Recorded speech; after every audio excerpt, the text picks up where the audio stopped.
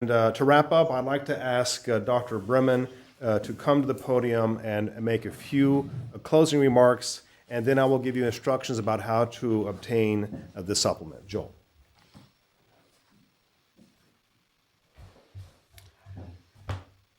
Well, once again, I'd like to thank the University of North Carolina for welcoming us for this forum, the speakers, and certainly those on the line who've posed some very piercing, important questions. So let me start using this environment by saying, what can schools of public health, pharmacy, and medicine do about these? These are the most esteemed, respected groups in the country and world. And taking up some of these themes that are just open for research, for technology development, for policy consideration and forwarding to influence, people of influence and funding is crucial.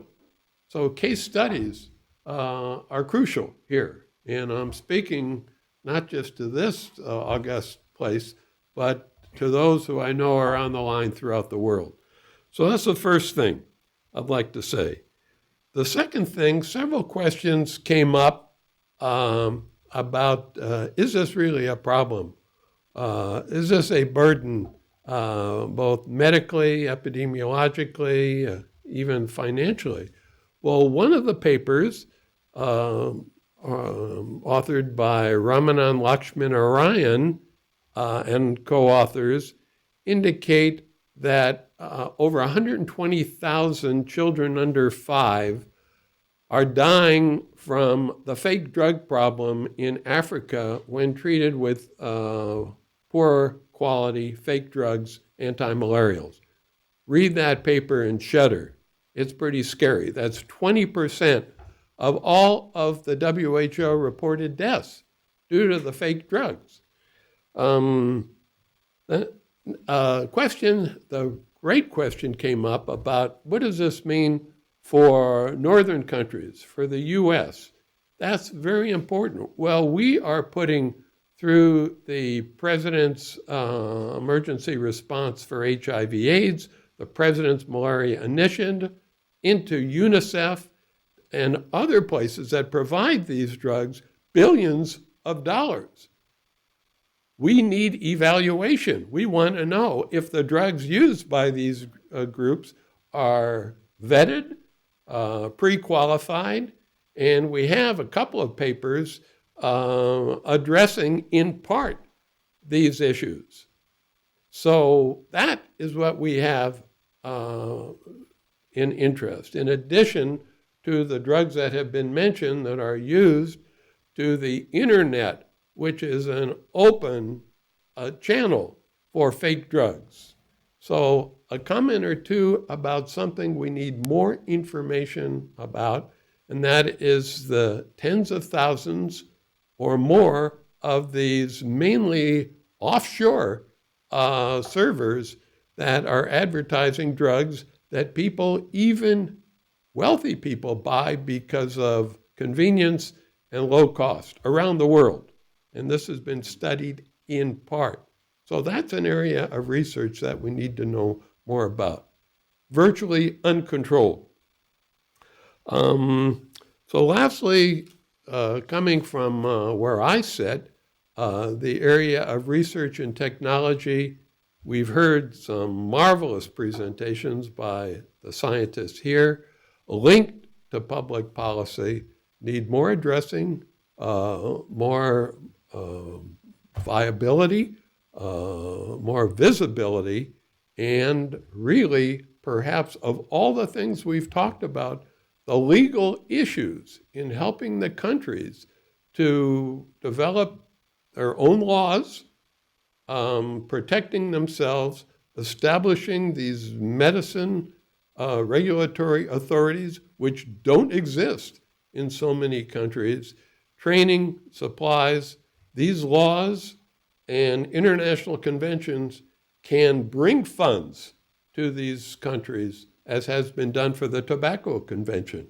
$250 million have come in a lot of it from tobacco companies because they don't want their drugs being faked or otherwise. But this is what these laws can do.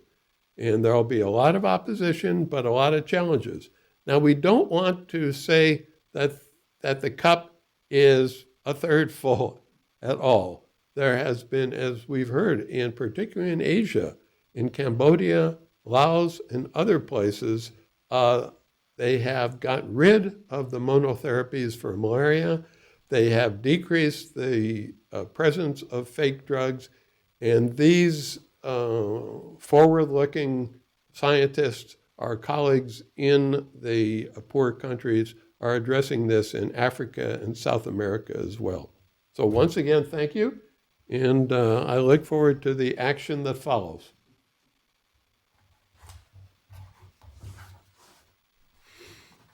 Great, Joel. Thanks. Thanks again for your stalwart leadership in our fight against malaria and the pandemic of falsified and substandard medicines. So, again, all 17 papers will be available to the public. In fact, they are available now online. It is after 11:30 a.m. Eastern Time. You can find them at the American Journal of Tropical Medicine and Hygiene website, ajtmh.org/content/early/recent. They are all typeset and available to the public, free and open source. Lastly, my sincere thanks to everyone for your participation in today's launch of this special malaria supplement. Dean Reimer, Dean Bluen, Professor Meshnick, thank you for joining us today. To my panelists here, thank you so much for coming all the way to North Carolina and Chapel Hill at the university and presenting your results of your papers that are published in this special edition of the American Journal of Tropical Medicine and Hygiene. It will be available in print beginning in June. If you'd like a copy, please request one from the journal itself. They will be available in June after all the papers have been typeset and the galleys have been proofed by their authors. So again, thanks to my colleague David Pesci and for the IT folks here in the May Center for their excellent help in bringing this symposium to you all around the world who are participating online. And thank you so much to all our corresponding authors who are on the phone. We very much appreciate the time you spent with us today and greatly appreciate your efforts in fighting malaria and fighting this problem of falsified and substandard medicines around the world. This concludes today's press event. Thank you again, and we hope to have more information to you. Email us if you have questions. We'll be happy to respond. Thank you.